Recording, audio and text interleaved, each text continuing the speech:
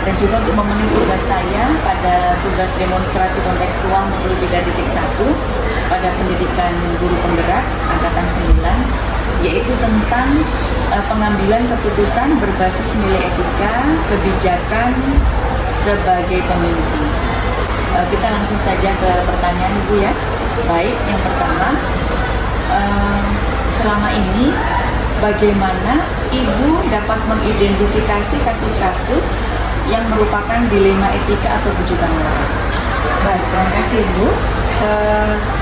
Selama ini yang saya lakukan di sekolah, setiap kasus tentu mempunyai ciri dan karakteristik yang berbeda.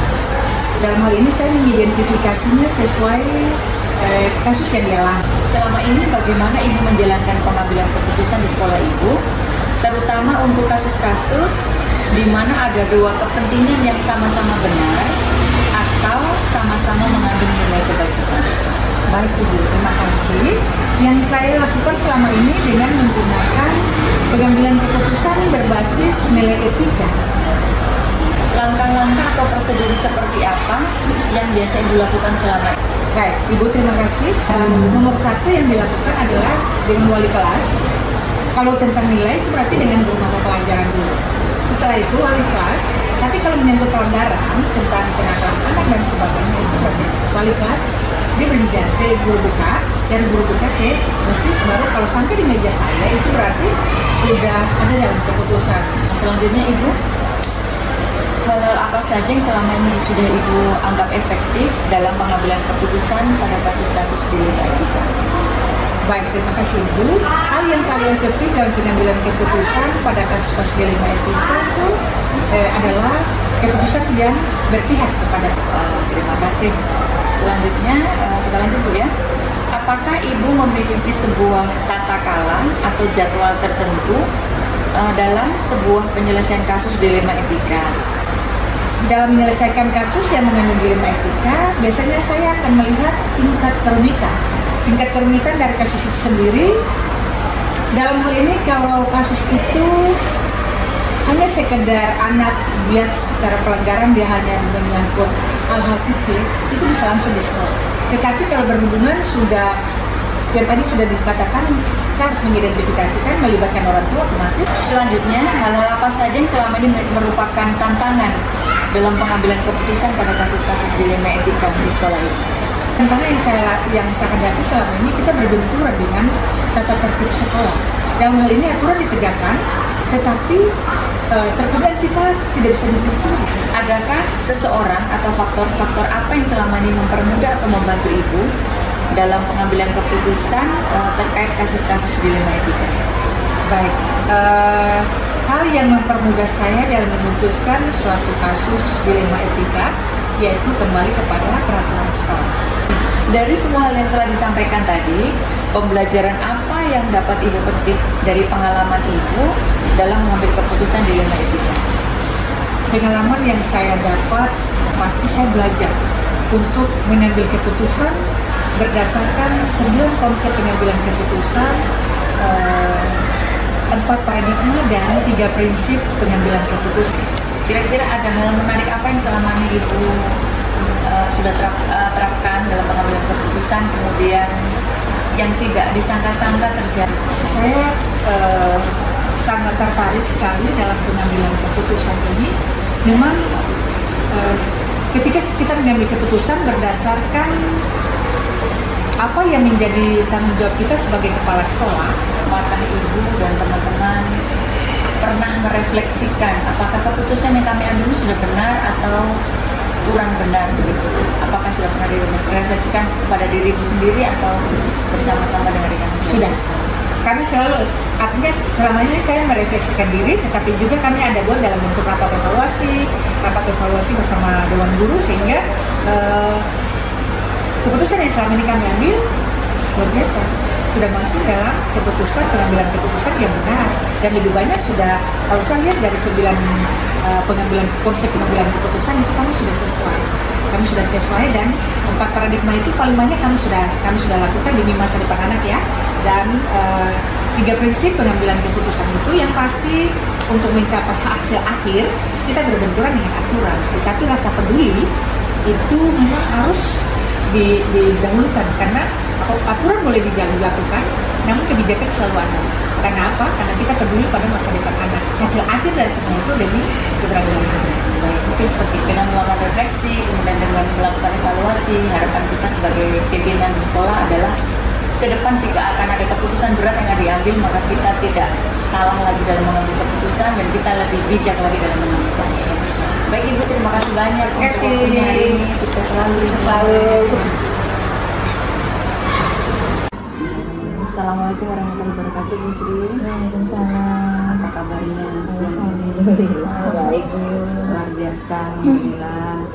Baik Ibu, sebelumnya saya mengucapkan terima kasih sebesar-besarnya kepada Ibu yang sudah berkenan meluangkan waktu dan memberikan saya kesempatan untuk menjadi responden saya untuk saya wawancarai.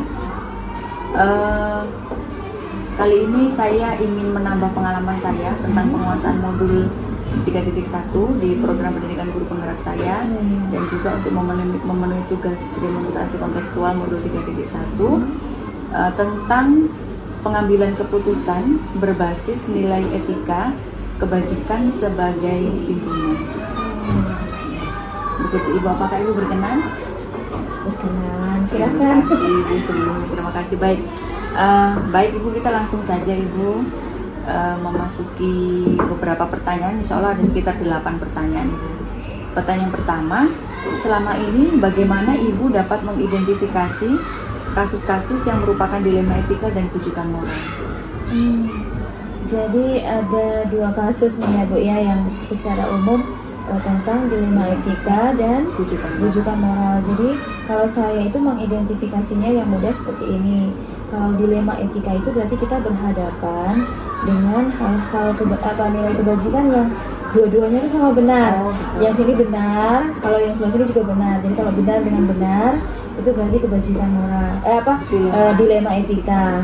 Tapi kalau yang kebajikan bujukan moral itu kita dihadapkan dengan nilai benar, yang satunya nilainya benar, yang satunya salah. Baik Ibu, selanjutnya selama ini bagaimana Ibu menjalankan pengambilan keputusan di sekolah Ibu, terutama untuk kasus-kasus di mana ada 2 kepentingan yang sama-sama benar atau sama-sama mengandung nilai kebajikan? Ya, jadi ini kan disudutkan pada 2 hal yang sama-sama benar nih ya Bu ya. Jadi kalau saya pengambilan keputusannya itu saya akan memilih manakah keputusan yang bisa bermanfaat lebih banyak. Jadi bisa bermanfaat lebih banyak pada orang yang memiliki masalah itu. Langkah-langkah atau prosedur seperti apa yang biasa Ibu lakukan selama ini ketika Ibu menghadapi ada kasus dilema gitu ya. etika itu? Yang pertama kan terlebih dahulu kita pahami dulu kasusnya seperti apa. Kemudian kita lihat dulu nilai-nilai apa yang ada di dalam kasus ini. Kemudian siapa yang terlibat itu kita cross check dulu kebenarannya seperti apa. Kemudian Ibu, hal-hal apa saja yang selama ini sudah Ibu anggap efektif dalam pengambilan keputusan pada kasus-kasus dilema etika? Untuk kasus dilema etika, pengambilan keputusan itu harus keputusan yang bertanggung jawab lah ya. Jadi ada niat memang kita untuk menyelesaikan kasus itu dengan rasa tanggung jawab. Kemudian yang berikutnya adalah kita lihat nilai-nilai kebajikan universal yang ada di kasus ini.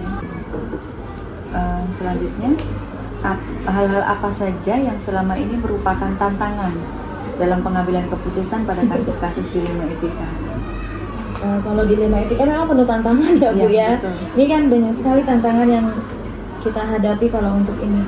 Tantangan terberat saya itu pada nilai yang dua-duanya benar itu. Jadi kita harus putuskan benar-benar mana yang benar-benar bisa memberikan manfaat. Baik, Iya Bu. Selanjutnya Bu, apakah Ibu memiliki sebuah tata kala atau jadwal tertentu dalam sebuah penyelesaian kasus dilema etika? Kalau jadwal, saya rasa tidak. Saya tidak bikin jadwal penyelesaian kasus.